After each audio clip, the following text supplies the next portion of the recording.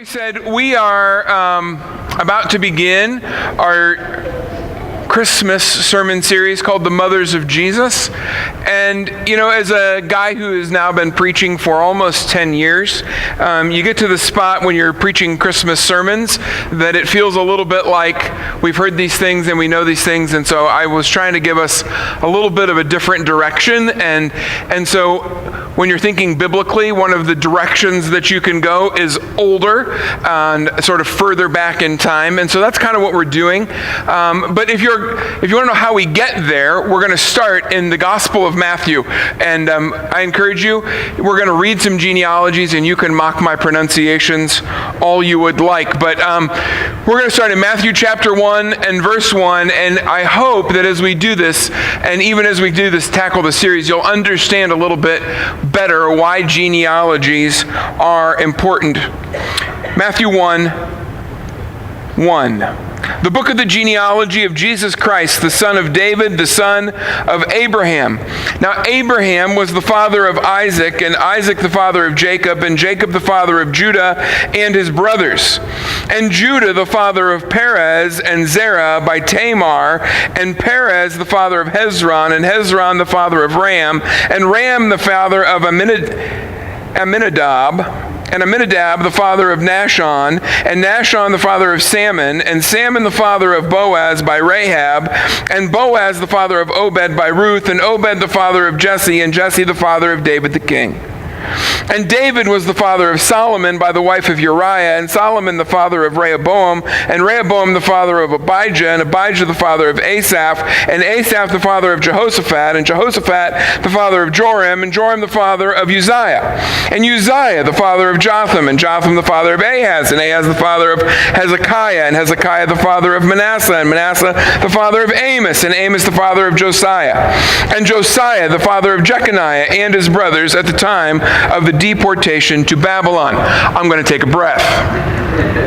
By the way, this will be recorded for you when you're needing something to put you to sleep. And after the deportation to Babylon, Jeconiah was the father of Shealtiel, and Shealtiel the father of Zerubbabel, and Zerubbabel the father of Abiad, and Abiad the father of Eliakim, and Eliakim the father of Azor, and Azor the father of Zadok, and Zadok the father of Achim, and Achim the father of Eliud, and Eliud the father of Eleazar, and Eleazar the father of Mathan, and Mathan the father of Jacob, and Jacob the father of Joseph, the husband of Mary, of whom Jesus was born, who is called Christ.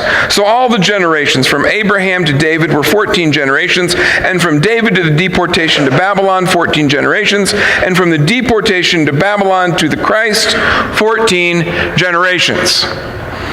Now, instead of making a joke about needing baby names, let's talk about genealogies. Genealogies are the line, right? It's showing here is the ancestors of Jesus, who we know as the Christ, the Messiah. If we go back into Genesis, about chapter 15 or so, we find the man whose name is Abram, who becomes Abraham, and he is speaking with God, and God says to him, look at the stars. The day is coming, and this was a man, right, with no children. And he says, look at the stars. The day is coming when your offspring, when your family line is going to be as numerous as these stars. And that prophecy, that promise, we see being fulfilled right here. Because the second part of that prophecy isn't just you're going to have a lot of children, grandchildren, great-grandchildren, and great-great-great-grandchildren. It is that in that line, the one is coming who will deliver. And that is the Messiah. And so this genealogy is the fulfillment of that prophecy thousands of years earlier. Said that in a time when it was an impossibility, right? It was going to be miraculous for this to take place. One of the other things that we should know about this genealogy is that in Hebrew, in Jewish genealogies, they traced dads. And you will notice, right, even through most of that genealogy, they're men. Men, and the son of, and the son of, and the son of. except that there are 4 women in our genealogy: Tamar, Ruth, the wife of Uriah, and Mary herself. And so we're going to spend these next weeks looking at those women, the unique women in the story, and there are some things I hope that will help us understand who Jesus really is, why he really came.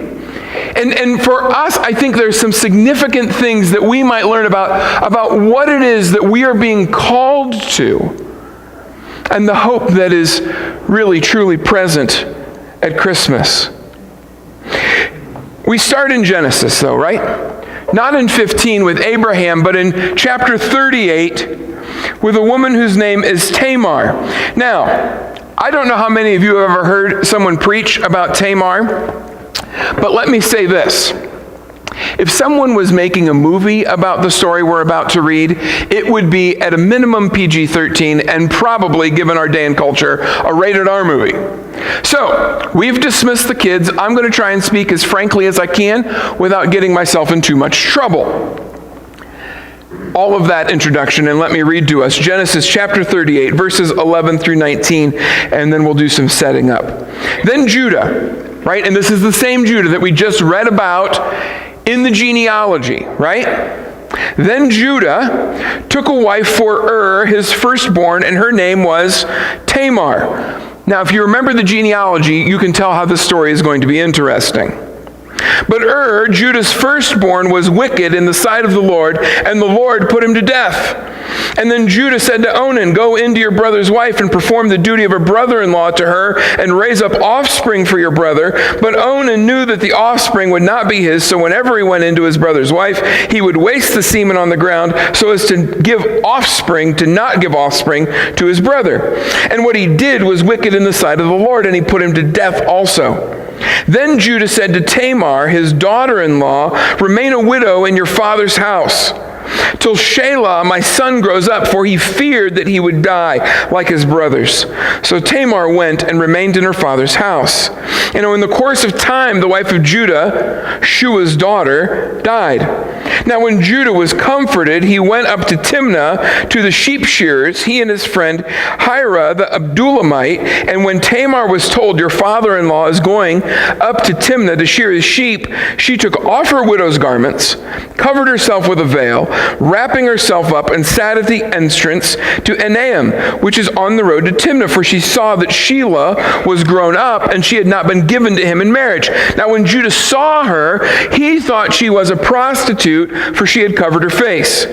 And he turned to her at the roadside and said, "Come, let me come in to you." For he did not know that she was his daughter-in-law. And she said, "What will you give me that you may come in to me?" And he answered, "I will send you a young goat from the flock." And she said, "If you give me a pledge until you send it." And he said, "What pledge shall I give you?" She replied, "Your signet, your cord, and the staff that is in your hand." So he gave them to her and went in to her, and she conceived by him. And then she arose and went away, and taking off her veil, she put on the garments of her widowhood. Now, drop down to verse 24. About 3 months later, Judah was told, "Tamar, your daughter-in-law, has been immoral. Moreover, she is pregnant by immorality." And Judah said, "Bring her out and let her be burned." And she was being brought out, and she sent word to her father-in-law, "By the man to whom these belong, I am pregnant." And she said, "Please identify whose these are, the signet and the cord and the staff." And then Judah identified them and said, "She is more righteous than I, since I did not give her to my son Shelah, and he did not know her again." Now when the time of her labor came, there were twins in her womb, and when she was in labor, one put out a hand, and the midwife took and tied a scarlet thread on his hand, saying, "This one came out first." But as he drew back his hand, behold, his brother came out, and she said, "What a breach you have made for yourself." Therefore his name was called Perez. And afterward his brother came out with a scarlet thread on his hand, and his name was called Zerah. Well, Merry Christmas. So here we go. She is the centerpiece of a story. Tamar is the centerpiece of the story. But she is not what we would think of as a shining moral example. Right? We say it sort of, kind of allude to it often here, but I want to say it very clearly and plainly this morning. Often when we come to the Bible, there's sort of a perception that the Bible is this great book of moral lessons. That it's this thing and we should read it and write. I mean, it's just like if we would just get up every day and read this thing and then just do what we read, then everything would be great. And like Corey described, when we think about like our Thanksgiving and Christmases that are on their way, right, that everything is just going to be Norman Rockwell-esque and picturesque, and right, the lights are going to shine just right, and the right people are going to be at the right place at the right time, and the temperature is going to be all good, and there's going to be enough money. Like, it's all just going to work out. And that's not what the Bible is. The Bible is real stories of real people who are walking through life, and they're engaged with one another and their own sin, and God is moving and ordaining and shaping, right, and sovereignly working things out. And we see that so well here in this story, I hope. Because Tamar, right, she is not some moral example. Judah is certainly not some great moral example. The husbands that have died are clearly not great moral examples. I mean, here's Tamar, right? She's sexual entrapment, prostitution, incest. Like, this does not seem like, I'm going to guess, you did not walk in this morning going, here's what we're going to talk about today. Christmas, where are my carols? Hey, some of you are still angry that we didn't sing your carols this morning, and now we're talking about Tamar. This is a woman, right? This is a woman who has been put into this place. And in this, what we will see here in a moment is this vulnerable, treacherous place. And she is responding in the best ways that she knows how to accomplish the things that she thinks she's supposed to be trying to accomplish, and she sort of doesn't know how else to do it. And I want us to see this morning, that this story, yes, has much to do with Christmas. It's interesting, the son that she names Perez, if you take that Hebrew Perez, it could be translated as break out or break in, break through. And what we're going to see this morning, we're going to look at sort of three breakthroughs. We're going to look at Tamar's breakthrough and Judah's breakthrough, and ultimately at the son of promises breakthrough. Well, let's look at Tamar breaking through. First of all, let's give ourselves a little more of the story, right? Let's make sure we've got it as sort of sorted and PG-13 as it might be. Let's make sure we've got the details of it. Here's Judah. Judah has a firstborn son. His name is and marries this woman, Tamar. Now here's the thing you need to understand. What that would have meant is that Tamar was probably 13 or 14 years old. Once a young woman had hit puberty and was in a spot where she could bear children, she got married almost immediately. That was the timeline of the day. So here she is, probably 13, 14 years old, married to this guy who the Bible says, doesn't give us a lot of details, it doesn't tell us in what ways he was wicked and evil. It just says that he was so wicked and so evil that the Lord killed him. So she's 14, she's married to a bad guy who dies. She marries, consequently, and we're going to see why here in just a moment, that guy's brother, whose name is Onan, who turns out to be every bit as bad as the first brother, also wicked, also evil, not fulfilling his obligations to her. So the Lord kills him. So she is now, right, probably, what would we say, 14, maybe 15 years old, twice widowed. The person who's supposed to be caring for her is her father-in-law, Judah. There's a third brother coming, Shelah, but apparently he's too young to be married. So Judah says to her, listen, you are going to go home to your father's house and wait. I'll call for you when Shelah's old enough and you can marry him, because that's what's supposed to happen. So Tamar goes home and waits. What we know, and we're going to see here, even in some more powerful ways, is that Judah, apparently blind to the wickedness of his own sons, blames Tamar for both of their deaths. So he's afraid, right? He's fearful and cautious. He doesn't want his third son to marry Tamar because he thinks that somehow it's her fault. Not their wickedness, not his bad parenting, her fault that they've died. So he wants to keep them apart, so he sent her away. So she waits. So who knows, 4, maybe 5 years, right? We aren't given the exact timeline. Let's say 4 or 5 years. So here she is. Now she's 20. She's 20, and the third brother has become old enough, but she knows that he's not called for her. Here's some more context that we need to understand about this time in the world. Tamar was in the most vulnerable, socially, economically, sexually place that you could be. She's a single woman, twice widowed, which means that no man who isn't Judah or Shelah is interested in marrying her. No one is bringing their son to this family going, boy, we think Tamar's the best catch ever, right? She's a twice widowed 20-year-old woman. She can't, right? This is, as much as we might believe in the equality of women and their ability to go get jobs today, that's not what the day was then. She can't just go, well, I guess I'm just going to go get myself a job. Single women didn't go get jobs.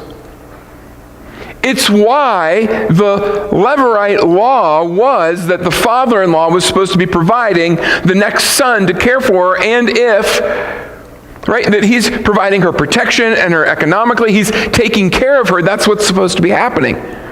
So Judah's not doing his job. He has sent her away and is not protecting her, not providing for her. So she's in this sort of horrific, desperate place, far away from the very person who's supposed to be caring for her. She gets word, right, that Judah is on his way close enough to her. So what does she do? She takes off. Here she is, right, 4 or 5 years later, assuming, and she's still dressed in her widow clothes. The one thing that would have been people's sympathy, that would have been some level of protection for her. So she's still wearing her widow's clothing. She takes it off, she covers herself, veils her face, and goes to the spot along the road where she knows her father-in-law is about to walk. Dressed most likely like a prostitute, arrayed in what a prostitute, right? Because he doesn't walk by and isn't confused. He knows what she has displayed herself as. And the story goes, right? I mean, he walks by, he sees her, he goes in with her, she gets pregnant. She takes from him something so that he's promised her a goat. That was the cost, a goat.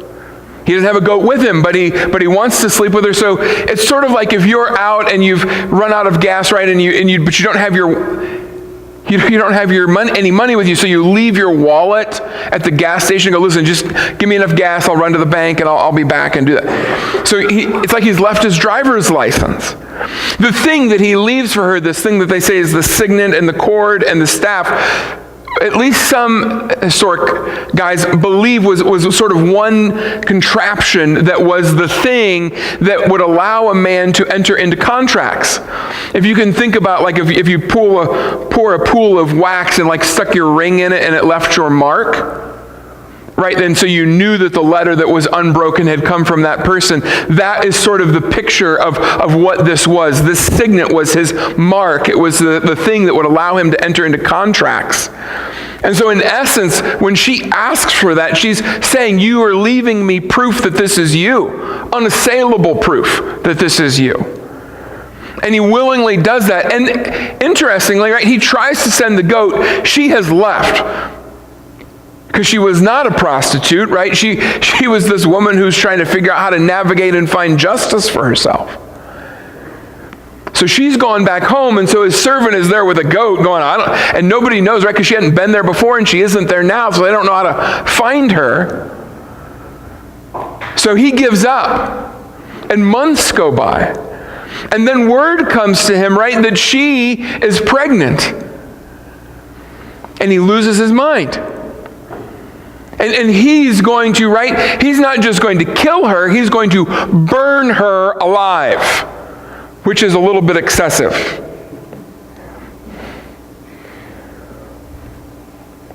So it obligates him, right? Now here he is. He's the father-in-law. He's supposed to have been taking care of her. He hasn't been doing his job.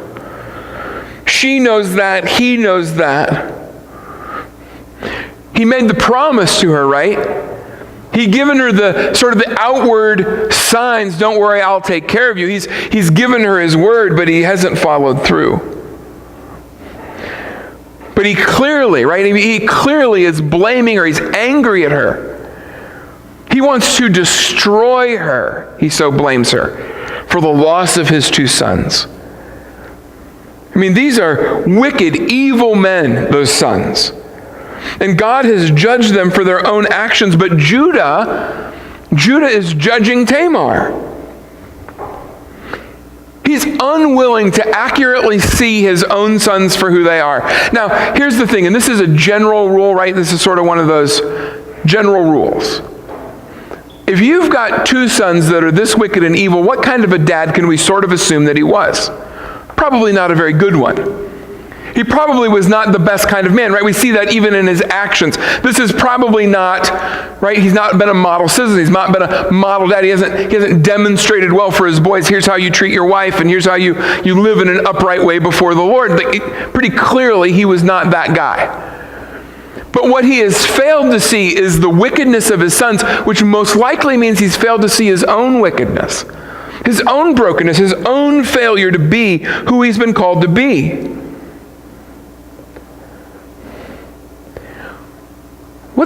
What's Tamar really up to?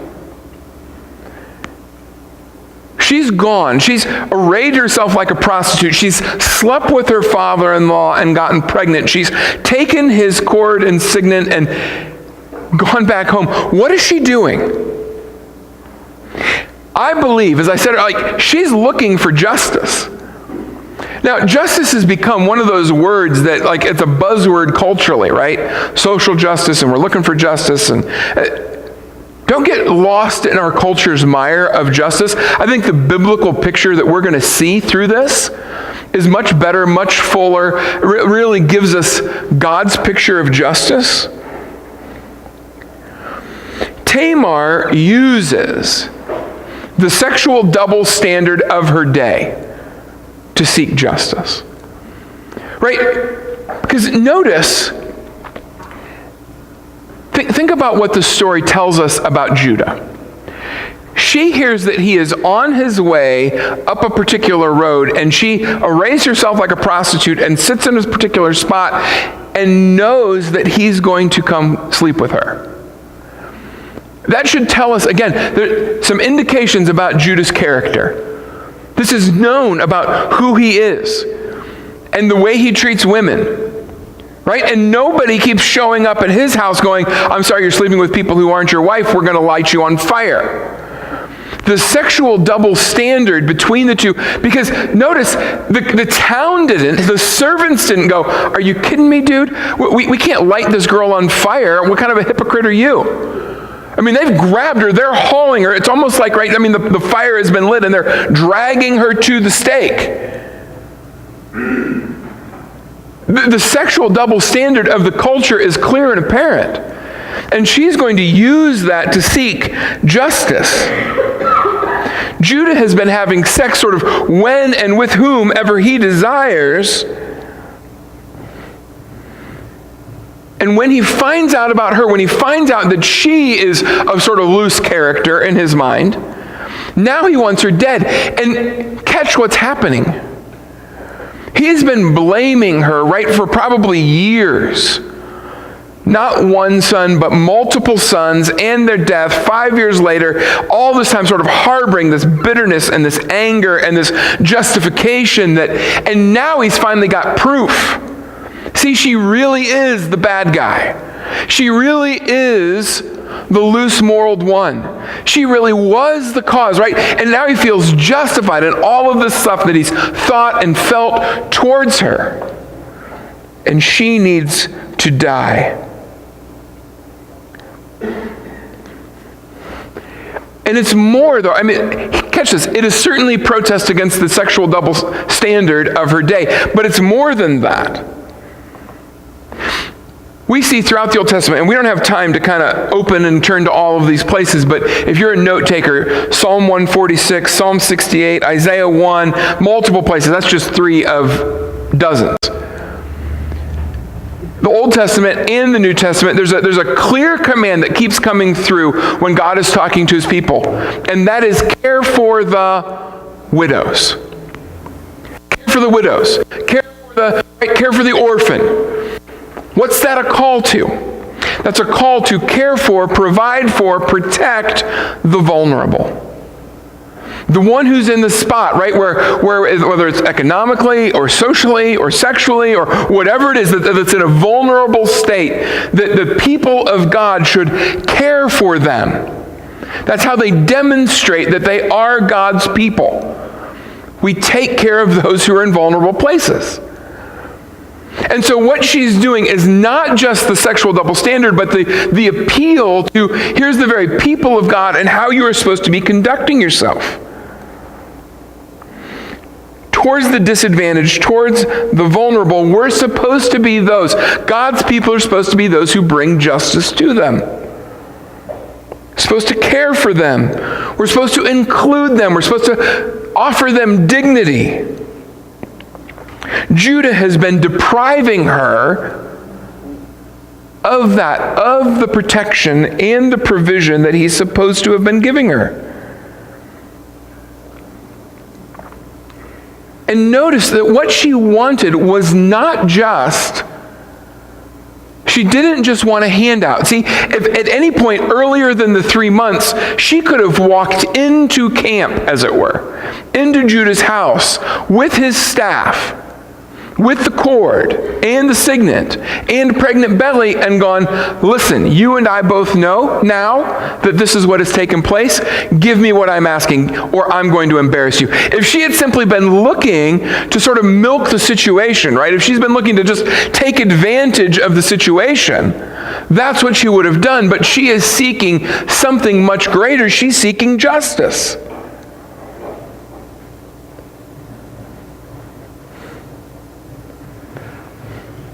She wants the whole of the circumstance to be made right.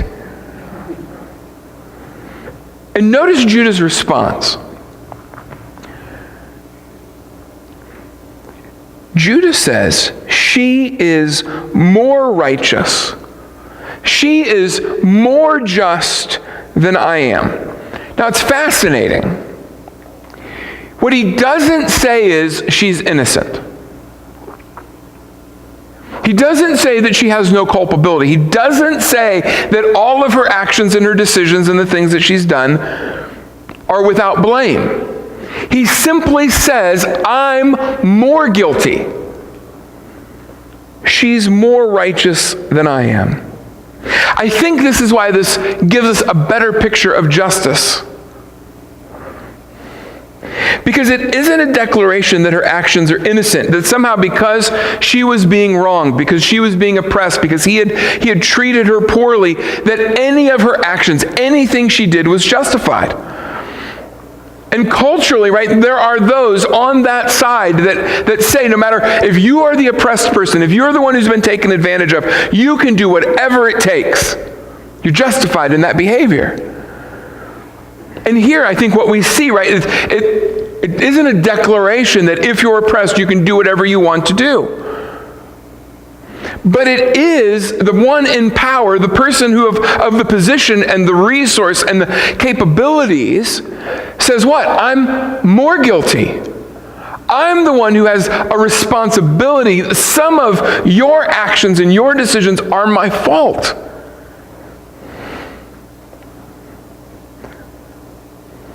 So I should be the one who takes the actions to remove the guilt.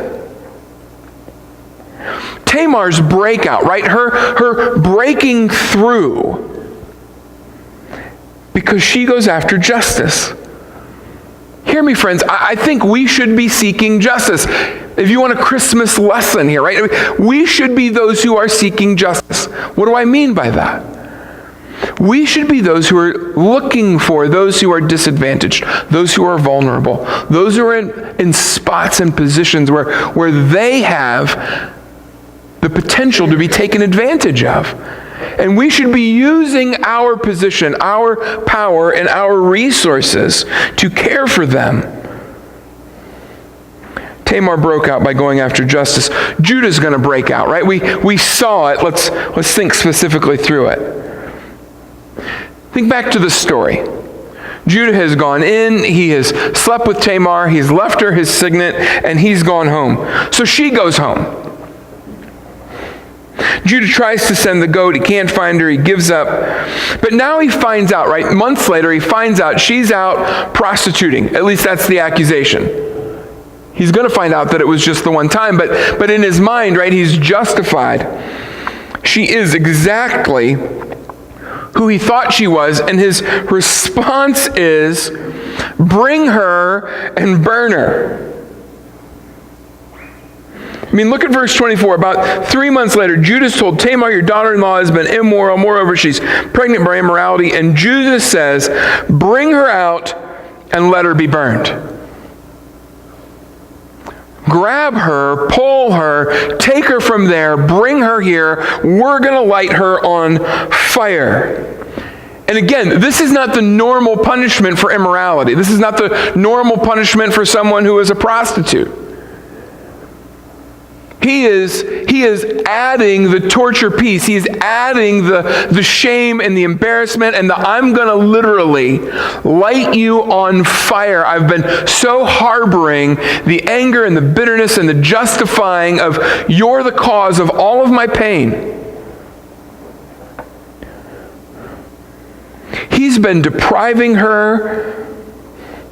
He's been hiding behind her as a failure, as a parent, and his own flaws, his own foibles. He's been looking for some evidence that it was her fault. And now he finally has it, right? He's finally got the evidence that she's the reason. And Judah is on an edge. And some of us, right, we get to this, some of us have been on these edges where we are about to do something, where at least outside of the grace of Jesus, there is no coming back from. He's about to literally light a woman on fire that he has caused. By his deprivation, by his withholding, by his oppression, he has caused her these things, and he's going to respond to her by lighting her on fire. The effect of continually lying to himself for what has now been years. Have you ever known someone who lied to themselves long enough that they're at the spot where they just believe their own lies? They believe the things that they are saying to themselves about you or about their mom or about right? You ever had a conversation with someone like that? And you can just hear it. They've replayed the story over and over and over and over and over to themselves. Like it's the thing that they lay in bed at night dwelling on, to the spot where now they no longer even recognize reality. They've convinced themselves. And that's where Judah stands. He feels justified, right? He's not here going, I've caused this and here's my way to cover this up. He feels justified in lighting her on fire because he's so deceived himself about the quality of his parenting and the character of his boys. And I believe he's not some special kind of evil. He's not some weird, abnormal, serial killer. He's just a dad who failed as a parent and has recounted the blame and the shame for so long that he's come to believe a lie, and he feels justified in his response. And Tamar, notice what, verse 25, she's on her way. Like she has, again, this would make a spectacular PG-13 movie. Like she is on the way to the fire, and seemingly, right, as they're dragging her there, goes, hey, by the way, I got something here in my pocket that I think y'all might want to see. Can we just stop pulling my hair for 2 seconds and let me pull this out and show you who's to really blame here. And in this grand reveal moment, right, she's going to pull out the evidence that Judah is the one who's the guilty party. And what she says to him, she's being brought out. Verse 25. She sent word to her father-in-law, by the man to whom these belong, I am pregnant. And she said, please identify whose these are. In a different translation, where it says, please identify, is the word recognize. Do you recognize these things? Do you recognize who is actually what? Who's actually guilty? Who's actually to blame? Do you recognize it?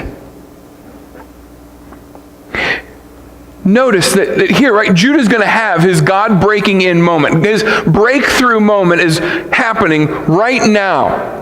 Because Tamar looks at him and says, do you recognize? Do you actually see yourself? Are you no longer able to justify your sin?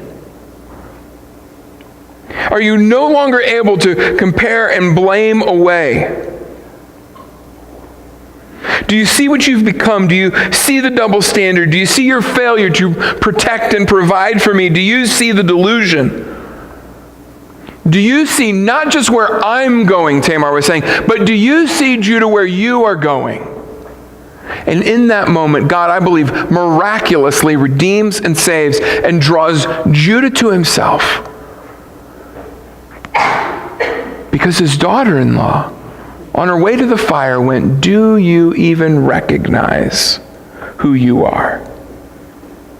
And Judah does recognize. He recognizes that she is more righteous than he is. And he sees himself. And isn't that what it always takes? Doesn't it always take when we are confronted, when we get God to sort of move and break through in us? Isn't it always because we've accurately seen who we are? And in that moment, Judah is reborn. He gets saved, if we can use New Testament language.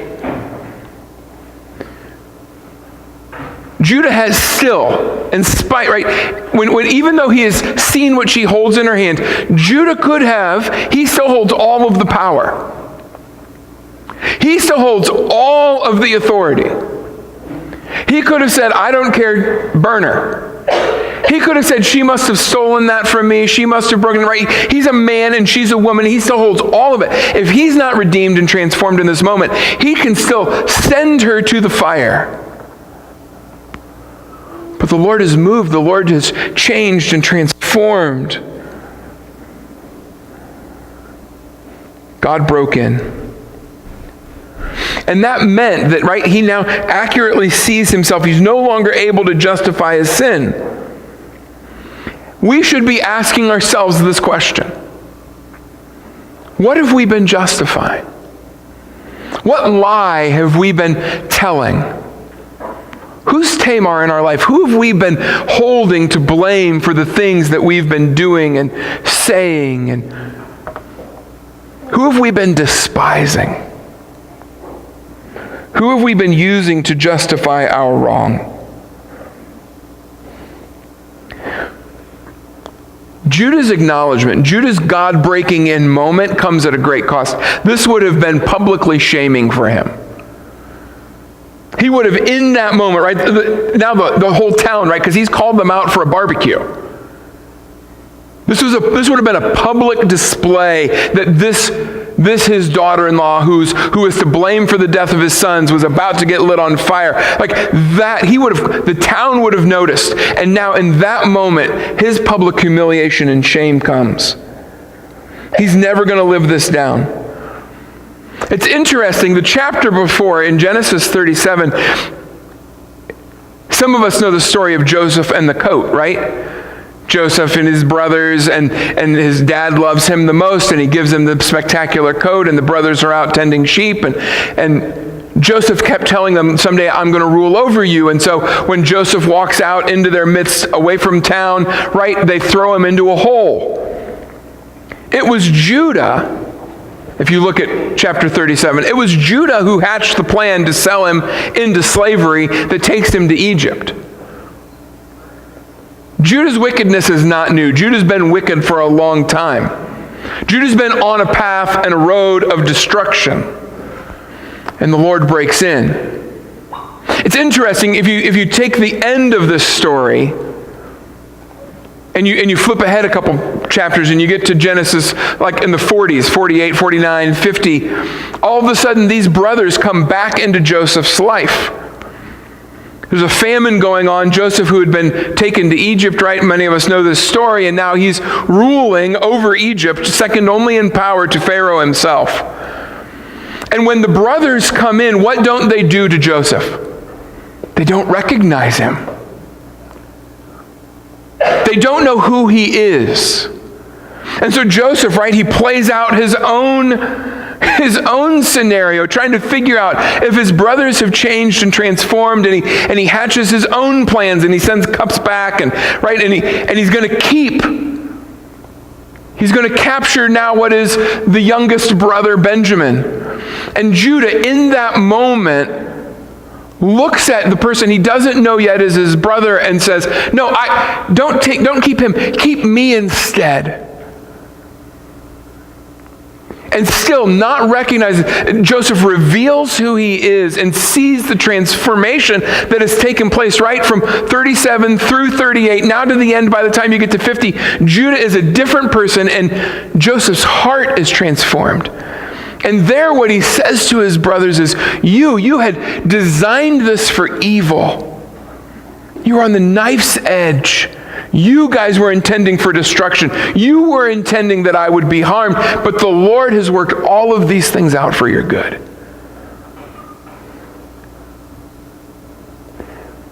Tamar had her breakthrough. Judah had her breakthrough. The son of promise breaks through. Think back to Matthew 1 and the genealogy.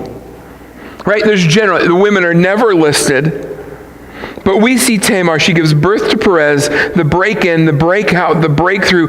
Tamar gets her life back because why? Because Judah finally recognizes her. He looks at her. Judah looks at Tamar and he sees her sin, right? She had sin. She had prostituted herself. She had slept with her father-in-law, and both of those things were sinful. But Judah looks at her and says, I'm going to cover your sin. I'm going to pay the price for it. In spite of your sin, you are righteous. Judah, in that moment, was pointing her and us to the Son of Promise that was to come. The Jesus, the baby of promise. Welcome to Christmas. The one who would come in his sinlessness and see us in our sin that he might cover it for us. In spite of your sin, in spite of your guilt, in spite of your shame, in spite of your self-deception, you can be called and declared righteous because that baby came. Judah had been punishing Tamar, catch this, for his own sin. Right? Judah is trying, longing to punish Tamar because he's been sinning. He was a bad dad. He's withheld his youngest son. He's withheld her protection and her provision. He's gone in some way. All of his sin, and he's about to punish her. And Jesus, the promised one, breaking in instead, takes the punishment for our sin. Instead, he moves in right in, and we who are lost and trapped in our own brokenness, in our own sinfulness, in our own guilt, in our own shame, that baby who came moved in, and instead of giving us more guilt, took it from us. And that's what we celebrate at Christmas. There's a reason that when we gather on the weeks leading up to Christmas, we don't just sing carols. It's not an accident. It's not Kendall being like alternative and weird. We think there is no better moment. There is no better moment to sing about the cross and the reality that Jesus who came as that little baby was going that way to provide our freedom. So I invite you over these next weeks as we unpack more mothers of Jesus, that when you sing, sing as those who have been redeemed. Sing as those whose guilt and punishment has been removed. God wants to break in. May we be those who are using the break-in of him into our lives to be moving about in ways of justice. May we be those who use the breaking of God and his redemption for us to extend that peace and that mercy to those that potentially you've been blaming, some of you for years.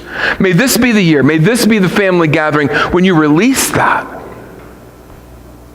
May the Lord transform us today.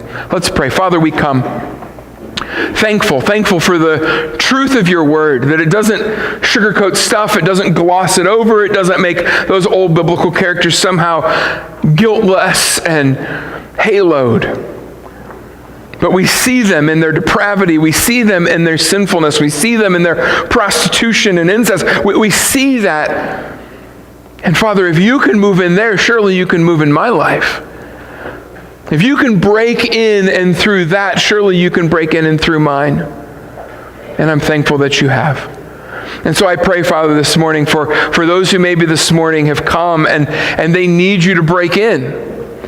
They need you to move and work. They need you to reveal yourself to them. And we ask you to do it. And Father, as we come to your table, we ask that you would allow the picture of that capture our hearts so that we don't stop at some sort of picturesque postcard of a tiny little baby in a manger, though that's important. But that we see that baby is the man who went to the cross, who took my sin and took my shame and took the punishment for it, that I might have new life. We pray these things in the great name of Jesus. Amen.